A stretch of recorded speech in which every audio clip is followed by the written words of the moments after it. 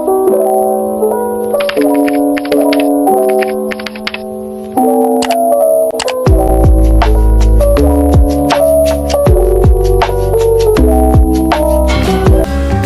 di video kali ini kita akan membahas tentang Kingdom Fungi. Nah, teman-teman, fungi atau jamur merupakan organisme eukariotik yang memiliki dinding sel, namun tidak mempunyai klorofil. Jadi, jamur yang kita lihat pada sisa potongan kayu bukan termasuk tumbuhan ya, tapi sebagian karakteristiknya dapat menyerupai tumbuhan atau hewan. Dan karena jenisnya yang banyak dan sifatnya yang unik, maka dia dikelompokkan dalam kingdom tersendiri. Untuk mengenalnya lebih dekat, yuk kita bahas ciri-ciri fungi atau jamur. Pertama, jamur memiliki bentuk yang beragam. Ada yang oval, berupa benang, dan memiliki tubuh buah berbentuk payung, mangkuk, bulat, dan lainnya. Kedua, ada yang tersusun atas satu sel atau uniseluler, dan ada yang memiliki banyak sel atau multiseluler. Jamur uniseluler berukuran mikroskopis, sangat kecil sehingga membutuhkan mikroskop untuk melihatnya. Jamur multiseluler ada yang berukuran mikroskopis dan ada juga yang berukuran makroskopis. Ciri selanjutnya, jamur merupakan organisme eukariotik yang memiliki membran inti dan organel-organel sel lainnya. Tubuh jamur dilindungi oleh zat kitin. Zat kitin merupakan lapisan utama pada dinding jamur yang berguna untuk memperkokoh tubuh jamur. Meski bentuknya mirip dengan tumbuhan, jamur tidak memiliki klorofil, sehingga jamur tidak bisa menghasilkan makanan sendiri. Oleh karena itu, jamur bersifat heterotrof. Ia dapat hidup dengan menyerap nutrisi dari organisme lainnya. Karakteristik jamur berikutnya adalah memiliki struktur tubuh berupa hifa, yaitu sel memanjang berupa benang. Susunan hifa terdiri dari hifa vegetatif yang berguna untuk menyerap makanan dan hifa generatif sebagai alat reproduksi untuk menghasilkan spora. Kumpulan hifa yang bercabang disebut miselium. Miselium vegetatif untuk menyerap makanan dan miselium generatif untuk menghasilkan spora. Sampai di sini teman-teman udah bisa mengenali jamur dengan keunikannya ya. Jika jamur harus bergantung pada organisme lain, bagaimana cara jamur hidup? Nah, kita tahu pada umumnya jamur dapat berkembang biak dengan baik pada lingkungan yang lembab dengan pH rendah. Jamur dapat memperoleh zat organik makanannya dengan 3 cara. Pertama, saprofit. Jamur akan mengambil zat organik dari sisa organisme mati atau bahan seperti pada roti. Jamur dengan sifat ini berperan sebagai dekomposer dalam ekosistem. Berikutnya, parasit. Jamur akan mengambil zat organik dari organisme hidup yang menjadi inangnya. Jenis jamur ini umumnya dikenal dengan jamur patogen atau penyebab penyakit. Terakhir, mutual. Jamur mengambil makanan dari organisme hidup tetapi saling menguntungkan, seperti pada jamur yang bersimbiosis dengan ganggang biru membentuk likens atau lumut kerak. Cara hidup jamur disesuaikan dengan struktur tubuh yang dimiliki oleh jamur. Secara umum, struktur tubuh jamur terdiri dari tudung atau kap jamur, lamela yang jika dipotong kecil di dalamnya terdapat hifa, inti sel, dan septa. Kemudian pada tangkai jamur ada cincin, stipe atau tangkai buah, volva, dan kumpulan cabang hifa atau miselium pada bagian bawah jamur. Selanjutnya, bagaimana cara jamur memperbanyak diri? Sebagai makhluk hidup uniseluler dan multiseluler, jamur memiliki 2 cara reproduksi, yaitu dengan cara vegetatif atau aseksual dan secara generatif atau seksual. Yuk kita bahas satu persatu. Pertama, reproduksi vegetatif atau aseksual. Pada jamur uniseluler akan membentuk kuncup atau tunas untuk menghasilkan keturunan. Sedangkan pada jamur multiseluler akan melakukan proses fragmentasi hifa sehingga potongan hifa yang jatuh pada lingkungan yang menguntungkan akan tumbuh menjadi jamur baru. Kemudian, jamur dapat menghasilkan spora aseksual berupa sporangiospora dan conidiospora yang memiliki sifat haploid. Reproduksi jamur secara seksual dimulai dengan cara penyatuan hifa atau singami yang terdiri dari proses plasmogami atau penyatuan plasma sel dan karyogami, penyatuan inti sel. Spora seksual yang dihasilkan secara singami dapat berupa zigospora, askospora, dan basidiospora.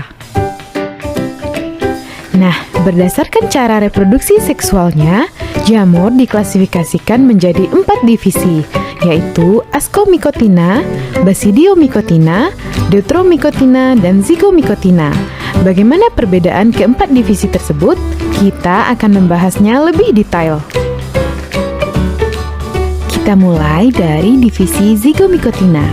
Divisi ini memiliki spora seksual berupa zigospora yang berdinding tebal pada masa istirahat, sehingga dapat bertahan pada kondisi kering selama berbulan-bulan. Hifa jamur ini bercabang tapi tidak bersekat atau zoenositik. Jadi, hifa pada jamur ada yang bersekat dan ada yang tidak bersekat ya. Divisi zygomycotina memiliki 3 tipe hifa, yaitu stolon, rhizoid, dan sporangiofor. Dapat kita lihat pada struktur zygomycotina berikut yang terdiri dari sporangium, sporangiofor, hifa rhizoid, dan hifa stolon. Reproduksi zygomycotina terdiri dari reproduksi aseksual dan seksual. Pada reproduksi aseksual, spora vegetatif yang dihasilkan oleh sporangium akan masak dan pecah, kemudian tumbuh menjadi miselium dan menjadi jamur baru.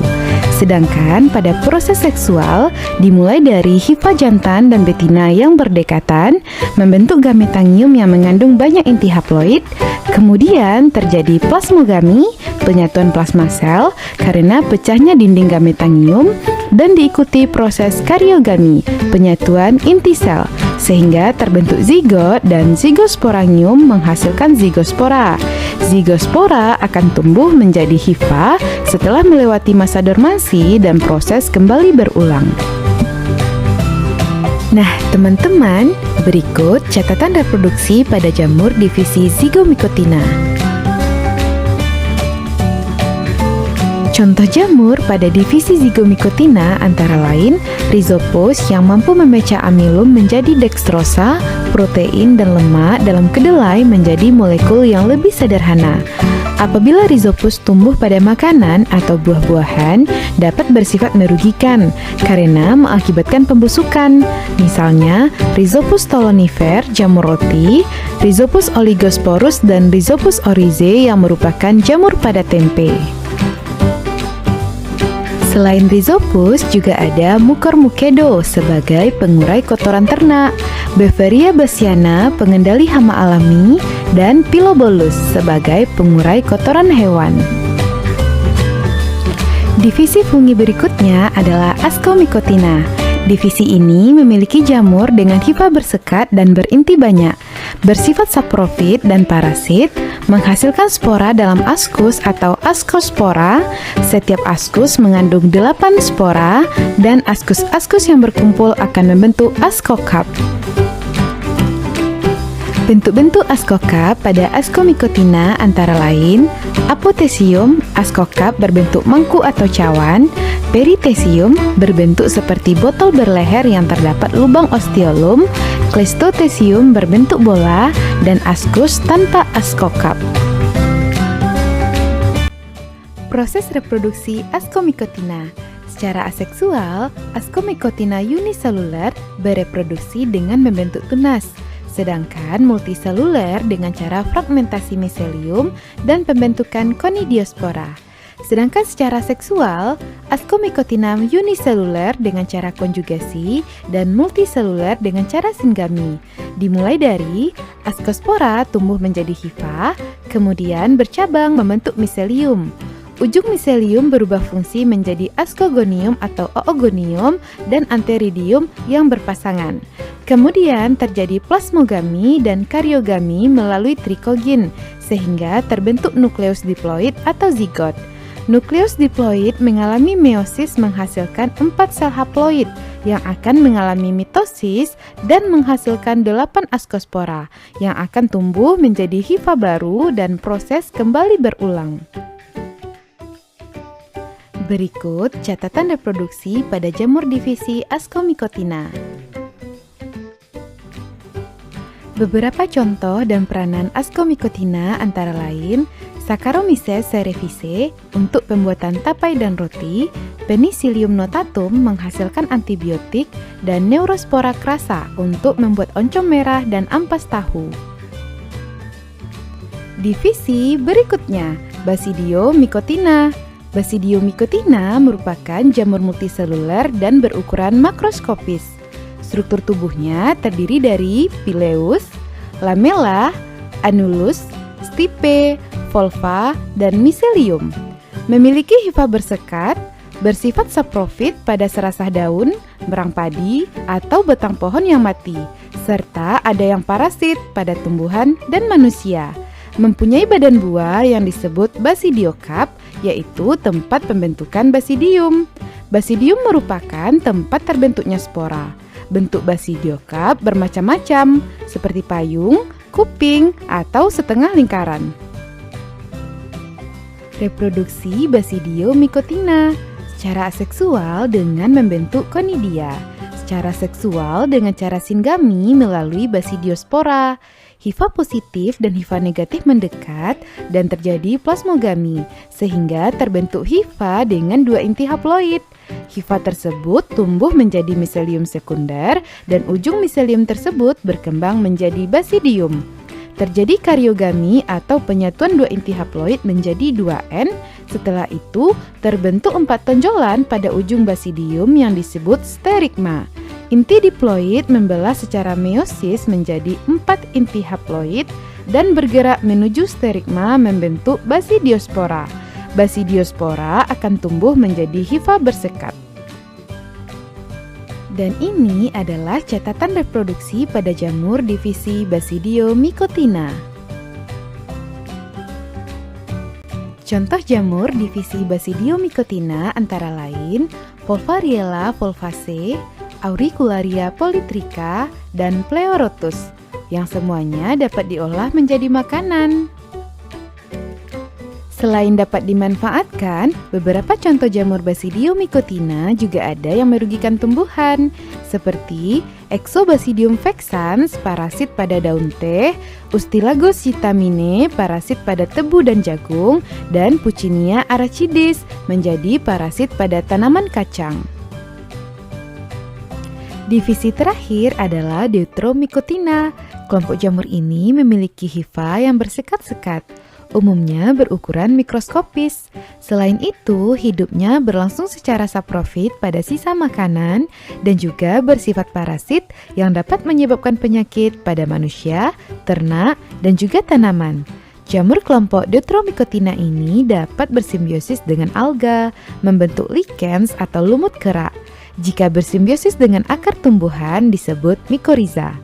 Perkembangbiakan jamur ini hanya berlangsung secara aseksual, dengan membentuk spora conidiospora, blastospora, dan arthrospora.